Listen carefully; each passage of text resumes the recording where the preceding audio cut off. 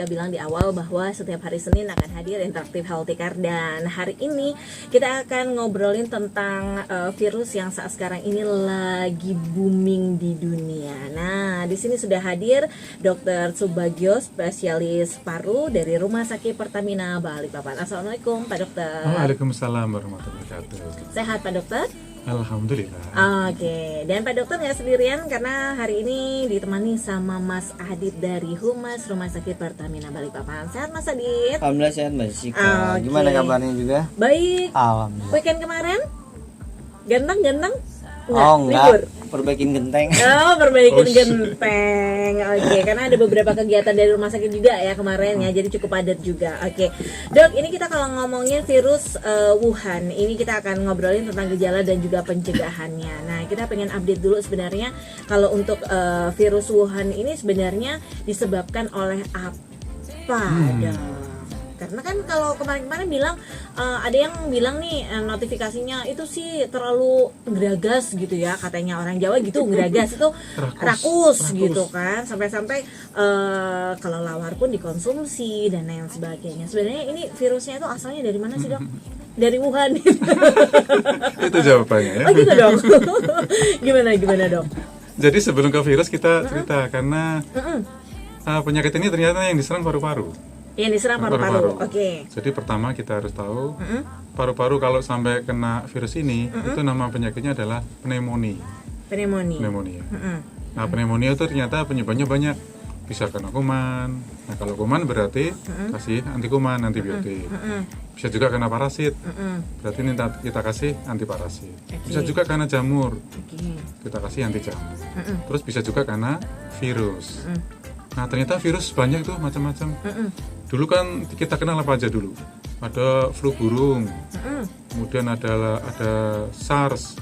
Mars. Ada Mars tuh gelar itu S2. Oh, itu planet. Mars Bumi. planet juga. SARS. Terus ada MERS. Oke, MERS. Middle East kan gitu. Terus terakhir ini ternyata orang awalnya nyebutnya Wuhan ya, karena Wuhan. asalnya dari kota di sana. Wuhan. Daerah di Cina. Nah, ternyata kalau lihat struktur virusnya, ternyata Wuhan ini mirip-mirip sama yang sebelumnya. Mirip sama SARS juga. Cuman ada modifikasi, ada mutasi lah. Semacam mutasi. Biasanya kuman atau virus atau kalau diobati terus, dia kan lama-lama apal sama obatnya ya. Kalau lama apal yang nggak sempat mati, tapi udah kenal sama obat, akhirnya berubah bentuk. Berubah bentuk jadi jenis baru. Jadi boleh dibilang ini virus Wuhan sendiri asalnya dari SARS yang mutasi genetik gitu Dok, atau gimana? Itu asumsi sih. Bisa lahir dari. Tapi kalau lihat strukturnya kelihatannya mirip. Mutasi dari SARS yang virus sebelumnya dulu. Oke. Kemudian kenapa banyak orang bilang 2019 apa Dok? Akhir ya, Desember ya. Kenapa padahal kan boomingnya justru di 2020? Atau karena penyebabnya itu di Ya sih, sebenarnya beberapa minggu sebelumnya sudah mulai ramai di sana ya. Cuman nggak medsosan publikasi kurang. Terus akhirnya atau dikip dengan dari pihak Cina sendiri. Bisa jadi. Kan nanti efeknya jadi luar biasa itu. Transportasi, ekonomi dan seterusnya. Akhirnya 31 Desember ya. Akhirnya dinyatakan resmi ada itu. Nah, kemudian juga ternyata udah ditemukan virusnya. CO ya, NCOV coronavirus. nCoV. nCoV. Makanya 2019 nCoV gitu ya Dok ya. Karena ditemukannya 2019. Oke. Dan seperti yang sebelumnya, memang ini dari binatang. Beberapa hari ini kan ada info lagi bahwa yang dulu muncul lagi ya, SARS. Kebetulan dari sana. Karena emang dari binatangnya nular lagi ke orang. Oke, karena mengonsumsi itu tadi, jadi proses pemasakan yang tidak bagus atau kurang matang gitu, Dok. Oke, atau justru sebenarnya virus ini nggak matang pada saat tidak mati pada saat proses pemasakan dengan suhu 100 derajat Celcius atau gimana, Dok? Bisa jadi sih, itu banyak pendapat. Tapi yang kita khawatirkan kan yang orang ke orang. Kalau dari binatang ke orang dengan membatasi makanan cukup aman berarti. Nah, ternyata virus ini belakangan kok terbukti dari orang ke orang bisa nular. Nah, itu yang jadi fokus kita. Nah, agak susah memang. Agak susah ya. Karena orang itu bernapas. Berarti ngambil udara sama keluarin udara. Kalau kebetulan ada virus di situ, berarti terhirup. Oh, oke. Dan saat sekarang ini sudah ada korban secara total berapa, Dok? Iya. Ada updatean? Apa ya? Grafiknya meningkatnya tinggi, cepet banget sih. Terakhir berapa? 300 tadi pagi 300, tapi ternyata ada media ini ternyata 305 yang meninggal. 305 yang meninggal. Itu Kalau- yang positif meninggal kan, Dok? Ya, Kemudian yang meninggal terpapar meninggal karena virus ini. Meninggal karena ini. Yang sudah sakit dan terdeteksi oleh tenaga medis seluruh dunia. Tadi pagi aku update 14.480. 14.480. Waduh, Terus banyak ya. Nah, ternyata ada sumber lain ternyata 14.562 ya. Oh, Tapi ya nggak beda jauh ya. Sama-sama hari ini. Terus sudah ke 25 negara. 25 negara. Ke 25 negara. Dan yang di negara lain belum banyak sih. 155. Yang meninggal Enggak. Atau yang terdeteksi. terdeteksi. Di negara lain belum ada kasus meninggal. Oh, Jadi yang meninggal tadi semuanya di Cina. Sampai saat ini ya. Sampai saat ini. Dan itu Indonesia sampai sini belum ada laporan. Oke, yang dinyatakan 3 kemarin suspek aja itu negatif virus nCoV. Iya, setelah yang di mana tuh? Ada di daerah Oh ya Bali. Terus, Bali, ya betul. Terus kemudian ada di daerah mana ya? Jakarta, Surabaya. Nah, setelah dicek lab, ternyata nggak terbukti. Negatif. Negatif. Oke, mungkin demam biasa, perubahan suhu kali. Bisa juga. Bisa juga seperti itu. Tapi kalau ragu-ragu kan sementara harus dianggap iya dulu. Oh iya, daripada dianggap Dianggap tidak, enggak, terus ternyata akhirnya iya. menyebar kan bahaya juga gitu ya, Selama Dok ya. belum nyebar, dia membagi ke yang lain-lain, baru ternyata iya ya. Kenapa dari kemarin? Oh, oke. Jadi lebih baik seuzon iya gitu ya, Dok ya. Oke. Kan konsep kesehatan selalu begitu.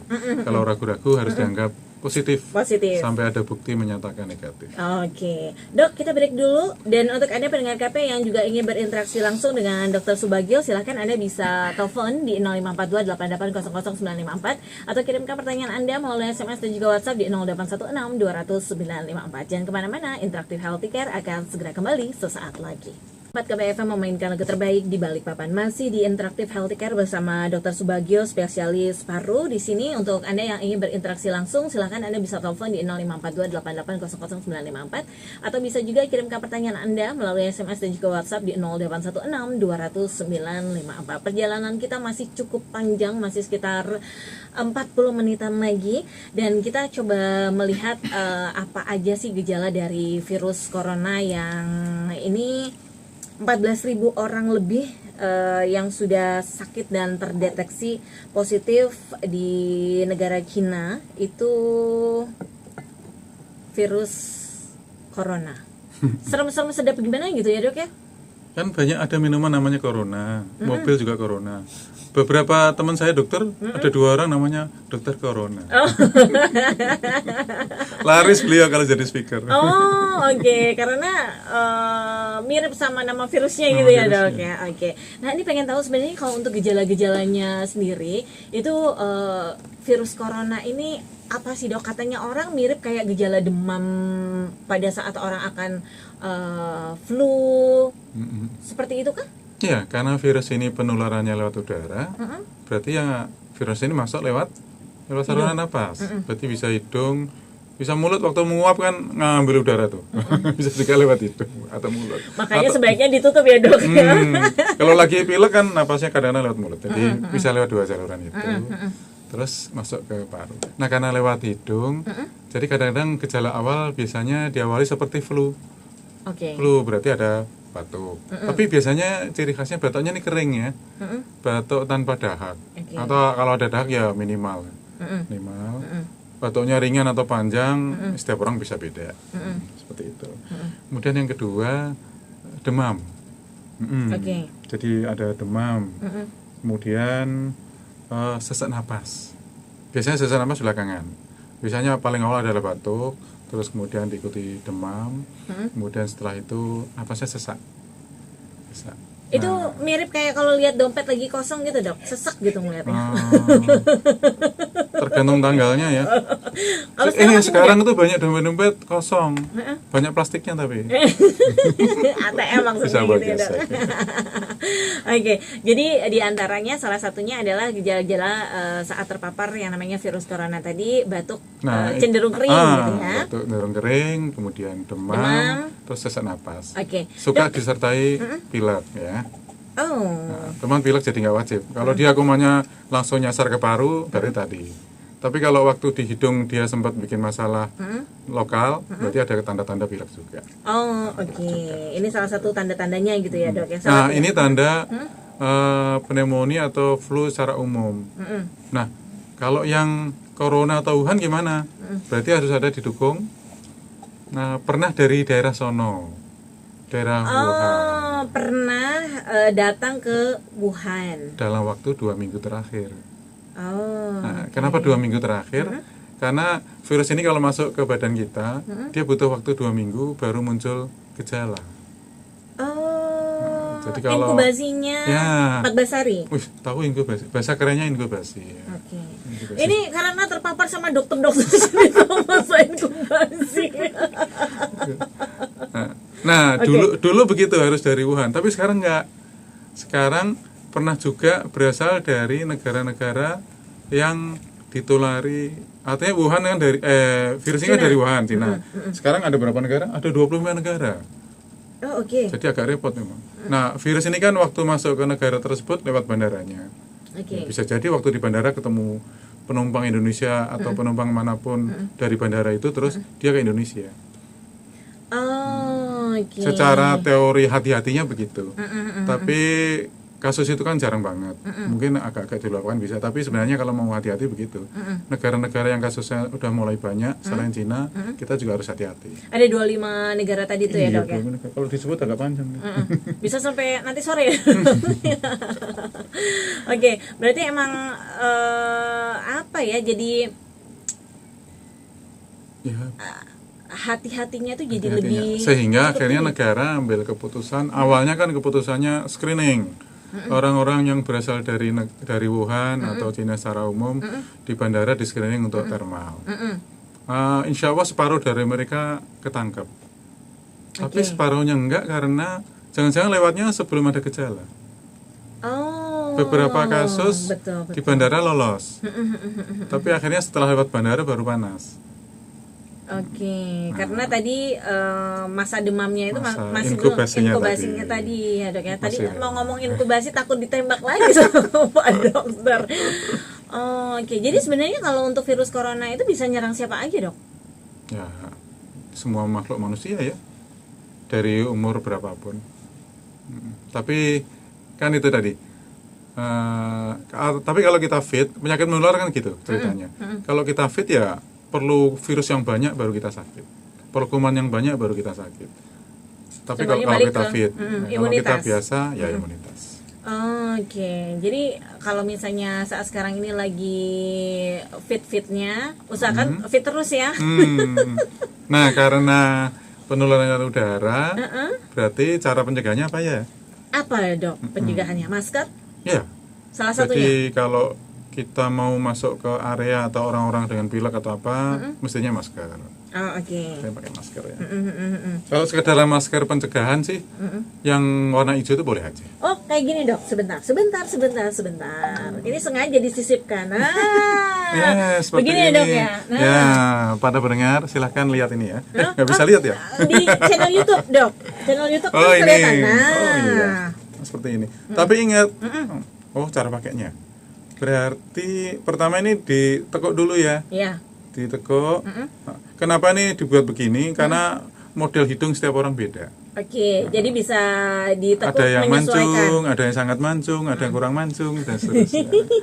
Nah, ini ditekuk untuk biar ada lancip gitu. Oke. Terus dipasang. Oh, jangan lupa yang hijau di luar karena ini berisi zat yang cukup keras gitu biar ini kok teksturnya bagus. Terus yang di dalam dibuat lebih lembut yang putih. Yang putih. Biar rata untuk kulit. Sebenarnya oke. dibolak-balik sama fungsinya. Sama fungsinya. Kemarin itu sempat ada tutorial yang juga mungkin sempat booming juga nih dok, bahwa sebenarnya katanya kalau misalnya orang sehat itu maskernya di bagian putihnya itu di luar, kemudian kalau misalnya sakit baru deh yang hijaunya di luar. Nah ini mitos atau sebenarnya gimana dok? Nggak mitos sih, tapi hoax. Oh, itu. Sama ya. Karena ini kan pastinya masker bedah, Oke. berarti yang pakai dokter bedah. Oke. Tujuannya biar dokter bedah kalau lagi sakit tidak nulari pasien. Oke. Makanya begini. Nah, itu kan biar nggak nularin. Kalau Ya. biar nggak ditulari, akhirnya kesimpulannya dibalik. Katanya begitu. Nah, secara rasional betul, tapi dari struktur ternyata ini Ya. dibuat warna beda untuk itu tadi. Biar Oke. yang kuat, biar yang di dalam lembut untuk kulit. Oh, Terus ini oke. kan gini. Lipatannya ke bawah. Kalau dibalik, nanti lipatannya Jadi menghadap ke Jadi atas. kantong-kantong kumannya malah ngumpul di sini kalau Oke, begini. kalau misalnya keluar ruangan kena debu dan lain sebagainya, justru debunya bisa nyangkut di maskernya Iya, gitu malah ya. nyangkut di sini kan. Oke, apalagi kalau Masker. misalnya yang mau berhemat akhirnya bolak-balik itu nggak disarankan. Side A, side B. Nah itu, dok sebenarnya kalau untuk masker ini kalau boleh dibilang ini masker N60 atau N Bukan. Oh bukan. Itu ada N95, ada N90, N90, N99. Itu artinya dia tuh bisa menahan ukuran partikel 5 mikron. Kalau yang 90 berarti 90% tertahan oleh masker. Berarti yang 10 tetap lewat. Kalau 95 berarti bisa menahan 95. 95%. Kalau 99 ya berarti hanya 1% yang Yang itu, ya, bisa dok? lewat. Ya, seperti itu. Oh, Model ada oke. kupingnya seperti itu. Oke. Kalau yang ini berarti bisa dipakai sehari-hari. Ya, sehari-hari untuk pencegahan yang masih curiga virus atau. Tapi begitu ketemu yang benar-benar pasien, maka petugas kesehatan pakai yang masker N95 tadi. Oke, Yang standarnya tadi. minimal 95 kalau untuk medis. Ya, 95. Oh. 99 biasanya untuk kalau ketemu itu satu virus langsung mati, ya, itu yang 99 atau 100. Oke, berarti standarnya sendiri-sendiri ya dok ya? Ya, 99 ya. Oke, baiklah. Dok, kita break dulu. Kita masih punya 2 sesi terakhir. Dan ini masih akan ngomongin masker dok? Cukup. Oh sudah. Padahal sebenarnya saya mau tanya nih dok. Sebenarnya kalau untuk masker ini bisa dipakai untuk berapa lama? Ini, ya tergantung lah. Kalau orangnya kebetulan ada pilek, mungkin 1-2 jam udah nggak nyaman. Karena Oh, kotor harus oleh diganti. pileknya. Oh oke. Terus kalau ketemu paparan virus atau debu yang banyak, ya mungkin 3 atau 4 jam udah harus diganti. Harus diganti. Tapi kalau kondisi untuk pencegahan, suasana bagus, tenang, mungkin 8 jam masih aman aja. Oke, berarti sebenarnya ini nggak disarankan untuk dipakai berhari-hari gitu ya dok ya? Enggak lah, itu kan relatif murah ya. Satu dosis kalau nggak salah sekitar 50.000 ya, isinya 50. 1.000. 1000-an. Nah, ini alokasi anggaran untuk kesehatan Nah, boleh dibilang cukup terus, terjangkau lah ya ya. dok ya. Bisa ecer juga kok sebenarnya. bisa beri ngecer. Terus kalau nggak ngecer ya pura-pura sakit, main ke rumah sakit, nanti kan dibagi di sana. Dokter ya. Rumah sakit kalau Mas Adit. rumah sakit kalau terakreditasi kan wajib menyiapkan itu. Atau ada spanduk atau tulisan. Kalau Anda merasa batuk, silakan hubungi petugas kami untuk mendapatkan masker. Oke. Bisa proaktif oleh pasien, bisa juga kita yang aktif. Oke. Oh, ini orang kok Petugas batuk-batuk medis ya, terus Kasihan kita yang kasih. sekitarnya gitu ya dok ya. Nah, betul. Oke. Kadang-kadang malah justru yang sehat yang takut ya. Oke dok, kita break dulu. Dan untuk Anda pendengar KP yang juga ingin berinteraksi langsung dengan Pak Dokter, silakan nanti bisa telepon ya di 054288000954 atau kirimkan pertanyaan Anda melalui SMS dan juga WhatsApp di 0816-200-954. Jangan kemana-mana, Interaktif Healthy Care akan segera kembali sesaat lagi.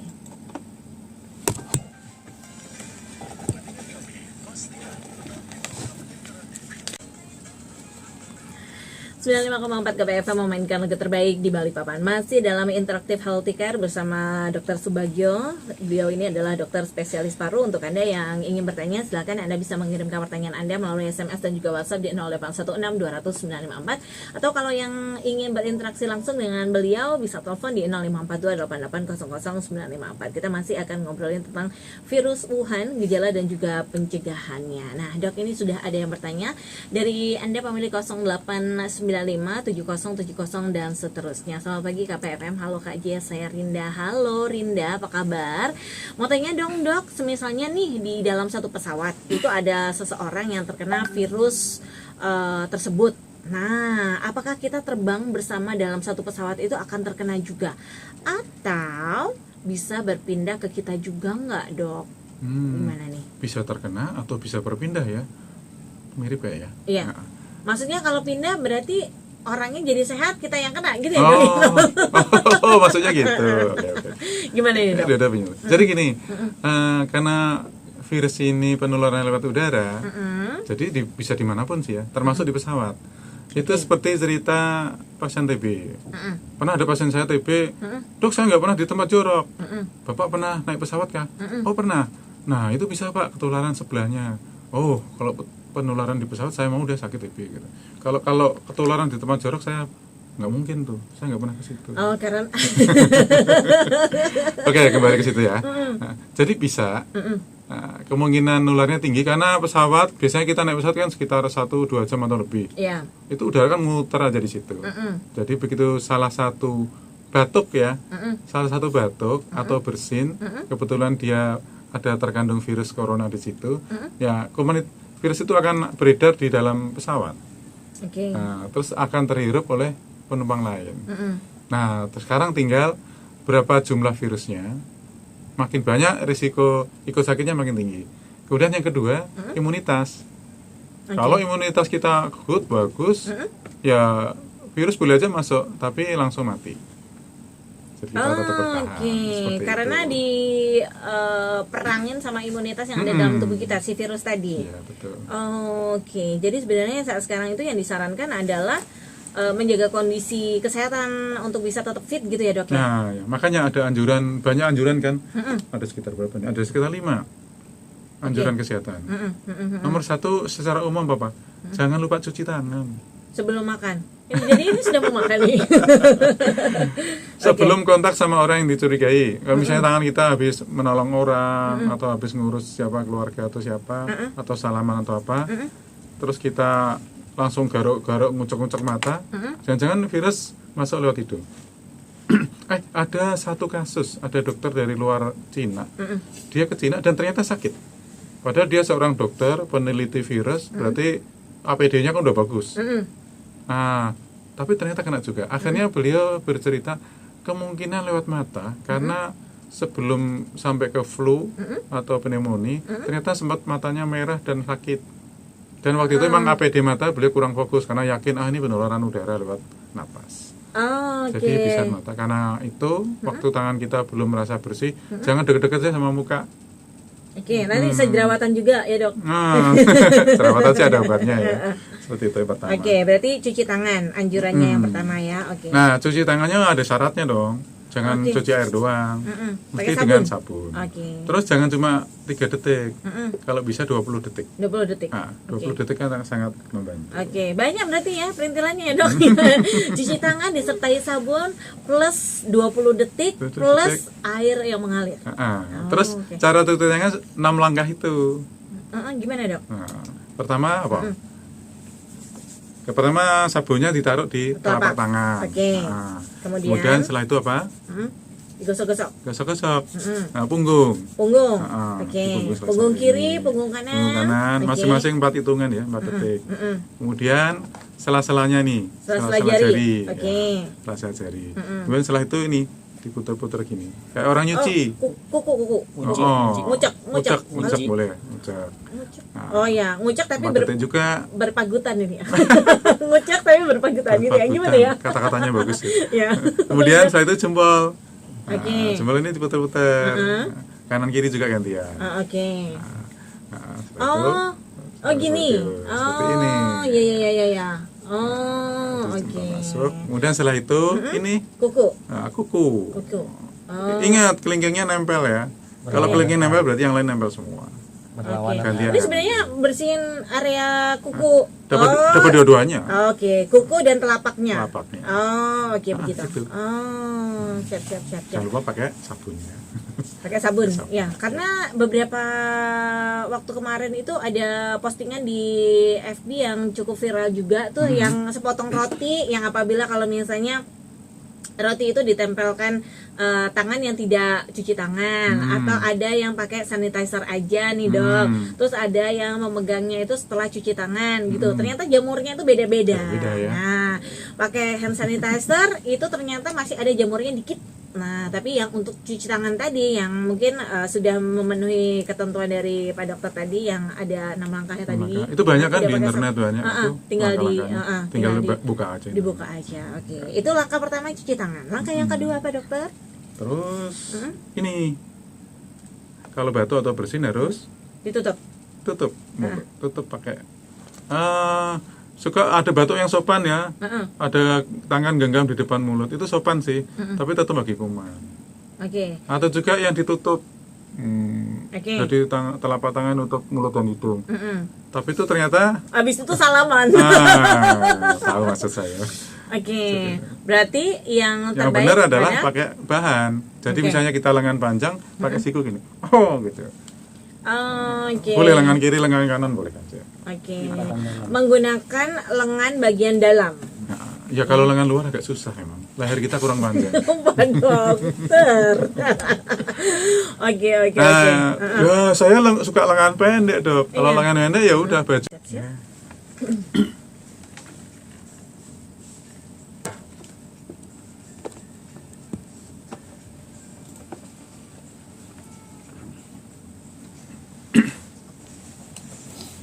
Sembilan 95,4 KPFM memainkan lagu terbaik di Balikpapan. Sudah masuk di sesi terakhir obrolan kita dalam interaktif Healthy Care bersama Dr. Subagio. Tapi kita masih punya beberapa menit lagi untuk bisa ngobrolin tentang virus Wuhan, gejala dan juga pencegahannya. Termasuk tadi anjuran untuk bisa cuci tangan, kemudian juga menutup mulut pada saat batuk. Dan juga kalau misalnya ada tanda-tanda flu, segera diobati di layanan kesehatan terdekat gitu ya dok ya. Nah ini baru 3, masih ada 2 lagi. Apakah itu dok? Yang keempat, ya kita jangan ke daerah yang terinfeksi. Misalnya Endemis udah gitu. punya planning mau ke Wuhan, travel, ya lebih bijak dibatalin. Oke. Dibatalin. Meskipun secara nasional banyak negara udah menggunakan metode ini. Tadinya metodenya kan screening thermal aja di bandara, atau di pelabuhan atau di mana akses. Tapi sekarang karena ternyata itu tetap berisiko. Dan kejadian di Wuhan kan meningkat dengan cepat, akhirnya banyak negara termasuk kita kelihatannya ya udah memblok kan, Datang ataupun yang keluar, datang keluar ke sana nggak boleh, kecuali warga negara yang kemarin minta dipulangkan ya dok itu ya. kan ada pendekatan politis ya, politis. Tapi secara medis akhirnya yang paling efektif memang itu, dan paling efektif memang yang di dalam nggak boleh keluar, yang di luar jangan boleh masuk, itu paling efektif. Kalau itu bisa dilakukan dengan tertib, semuanya ikut, ya nggak akan meluas. Tapi masalahnya kan orang kreatif sih, nggak boleh lewat pintu A, lewat pintu B, makanya keluar juga. Iya, alternatif kan dok. Nggak boleh masuk dari A masuk ke lewat B. Dok, ini dapat info terupdate nggak untuk masyarakat atau warga negara Indonesia yang kemarin dipulangkan itu, adakah tanda-tanda bahwa gejala-gejala flu itu menulari mereka atau mereka harus diisolasi dan lain sebagainya dok? Ya, karena masa inkubasinya 2 minggu, maka kemarin kan dijemput dengan pesawat khusus ya, pesawat khusus. Terus di situ timnya udah terlatih, termasuk krunya juga kita amankan biar nggak ikut tertular, kru pesawat ya. Kemudian ditempatkan di suatu tempat yang jauh dari pemukiman. Indonesia ternyata di Natuna kan. Natuna. Oke. Nah mereka meskipun nggak ada keluhan, tetap di Natuna selama minimal 2 minggu. 2 minggu. 2 minggu. 2 minggu.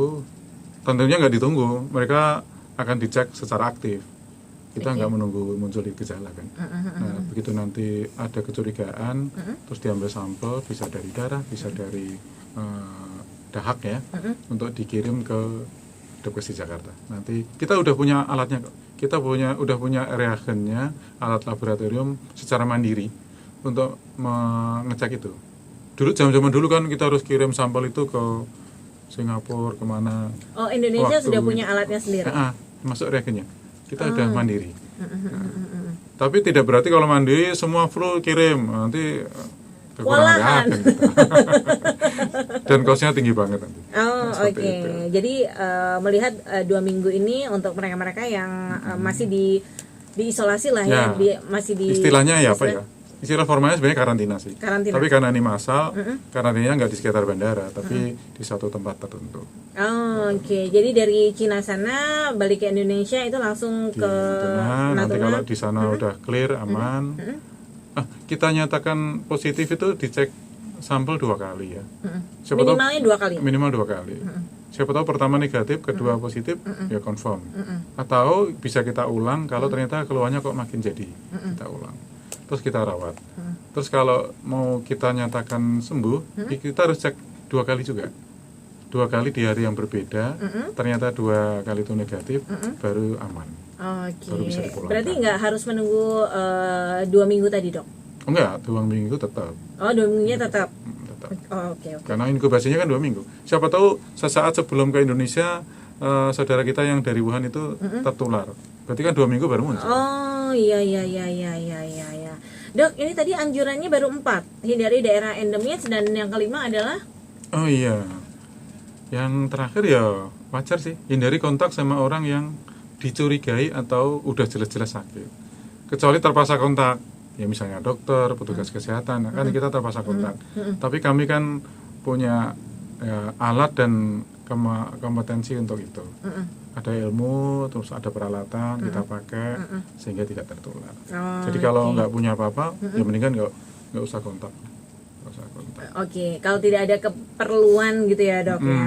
Oke, hindari kontak untuk yang dicurigai terkena atau terjangkit virus ini seperti gitu itu. ya. Oke. Oh iya, satu lagi tadi. Apa, Dok? Ini Vaksin. belum ada ya. Belum ada obatnya. Obatnya lagi diteliti kan. Ini kan virus jenis baru. Para ahli sedang kejar-kejaran nih, sedang lagi semangat-semangatnya untuk bikin antivirus. Jadi selama belum ada virus ya akhirnya daya tahan tubuh sama isolasi yang jadi faktor utama. Oke. Faktor utama. Nah, tadi kan saya katakan bahwa daya tahan itu penting. Akhirnya ya sudah, untuk kalau kita mau mencegah itu, kita vaksinasi aja. Bukan vaksinasi untuk virus ini, tapi vaksinasi untuk flu misalnya. Oke. Ada kan banyak anti flu. Yang kedua vaksinasi untuk mencegah pneumonia. Karena sasaran dari virus ini kan nanti di paru sampai pneumonia. Jadi ada beberapa vaksin yang sudah beredar di pasaran. Kalau kita lagi fit, kita vaksinasi, maka daya tahan paru bagus. Kalau daya tahan paru bagus, begitu virus ini masuk, kan tetap bisa bertahan dengan baik. Oke, jadi sebenarnya vaksinnya itu bukan untuk virus Wuhan ya, tapi untuk daya tahan tubuh kita. Kemudian juga kalau parunya bagus, otomatis kalau virusnya masuk kan udah langsung diperangin sama tentara yang ada di dalam tubuh kita gitu ya, Dok. Peluang untuk sakit virus corona ini jadi kecil. minimal. Oke, baiklah. Ada hal lain lagi, Dok, sebelum kita tutup mungkin? Ya, yang penting nomor 1 nggak usah panik deh. Terus 1, jangan bikin hoak ya, kalau sumbernya nggak jelas, jangan diterusin. Apalagi kalau Maksudnya tadinya baik ya, Iya. penting ini langsung disebar ke grup besar-besar. Iya. Terus yang terima disebar lagi, padahal sumbernya belum tentu betul. Oke. Itu yang kadang-kadang jadi resah ya. Benar nggak sih itu sudah positif gitu, padahal sebenarnya kebenarannya masih belum akurat gitu ya, Dok ya. Udah main share aja, apalagi kalau misalnya punya grupnya banyak gitu ya, diteruskan gitu ya, Dok ya. Enggak kan, Dok, aku kan pengen jadi orang pertama yang Memberitahu. Kan baik kan saya. Iya kalau sumbernya bagus. Betul, valid dan tidaknya gitu ya, Dok ya. Oke.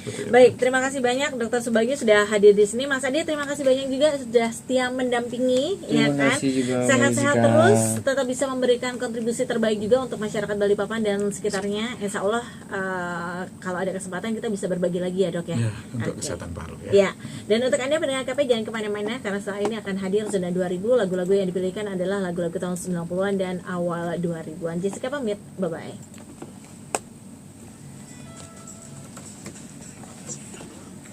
Semoga besok nggak ada virus Jessica. Oke.